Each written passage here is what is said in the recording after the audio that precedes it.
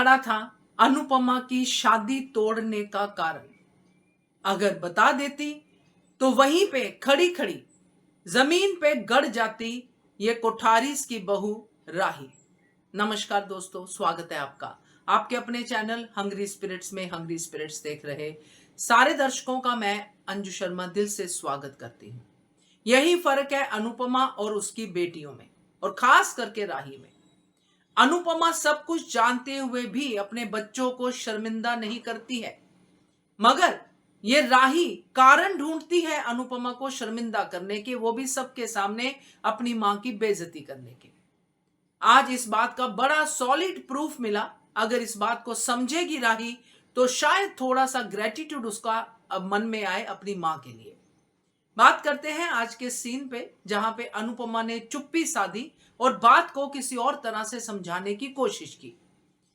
वही निवेदन, पहले जिन्होंने अभी तक चैनल को सब्सक्राइब नहीं किया है कृपया कर लीजिए, साथ में दोस्तों बेल आइकॉन दबाइएगा ताकि आपको हमारे वीडियोस के नोटिफिकेशन मिलते रहे। राही वहीं पे थी जब अनुपमा ने अपनी बातें प्रार्थना के लिए कहनी शुरू कर दी। सवाल जवाब तो होंगे ही, क्योंकि ये वसुंधरा और ये जो ख्याति जो वहां पे खड़ी हैं, दो डायने लगा लो, चुड़ैलें लगा लो, जो भी लगा लो, इनके लिए सब शब्द कम है, क्योंकि ये दिमाग से नहीं, ये सिर्फ और सिर्फ खुंदक से सोचती हैं। क्योंकि जो दिमाग से सोचने वाले लोग होते हैं ना, वो फिर भी थोड़ा बैलेंस कर लेते हैं कि यहाँ पे हमारा फायदा है, यहाँ पे हमारा नुकसान है, वगैरह वगैरह। मगर जो सिर्फ नकारात्मक एनर्जी से सोचते हैं, खुंदक से सोचते हैं, वो हमेशा दूसरे को नीचे गिराने की ही कोशिश में रहते हैं। अगर कोई आज की डेट में अच्छी बेटी की एग्जाम्पल सेट कर सकता था तो वो थी राही। अगर आज बोल देती तो उसके सारे पाप धुल जाते, मगर कैसे बोले, क्योंकि वो तो अब ना तो अनुज की बेटी है ना अनुपमा की बेटी है, वो तो कोठारीज की बहू है। उसको तो बस अपनी मां को नीचा दिखा के कोठारीज के सामने नंबर बनाने हैं। इसलिए अनुपमा इन सब से ऊपर है, क्योंकि आज तक अनुपमा ने वो सब बातें नहीं कही इन कोठारीज को जो उसकी बेटियों के खिलाफ जाती हैं। बेटियां बोलती रहती हैं, माही हो राही हो कोई भी हो। तो माही का सच भी अनुपमा को पता है कि माही ने जो जानते बूझते कि आर्यन ड्रग्स लेता था नहीं बताया।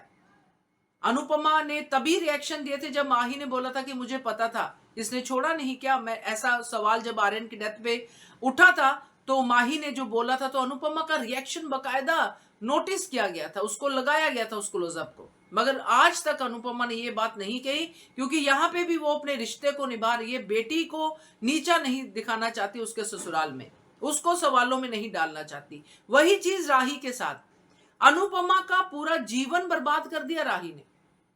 अनुपमा ने राही के लिए क्या नहीं किया, आध्या के लिए क्या नहीं किया, मगर ये लड़की यहाँ पे खड़ी थी, इधर उधर आंखें घुमा रही थी। एक बार नहीं सोचा कि मेरी मां अगर मेरा नाम ले दे तो यहीं पे कोठारीज के सारे सवाल मेरी तरफ आ जाएंगे, वो कहना शुरू कर देंगे। तो इसीलिए तो हम मना करते थे प्रेम के साथ इसकी शादी ना हो।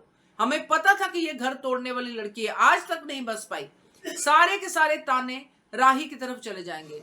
अनुपमा इस बात को जानती है, उसको अनुभव है कि ये जो इस तरह के लोग होते हैं, कोठारीज जैसे वसुंधरा और ये सब हैं, ये ऐसा ही करेंगे मेरी बेटी के साथ, क्योंकि आज भी वो राही को अपनी बेटी मानती है।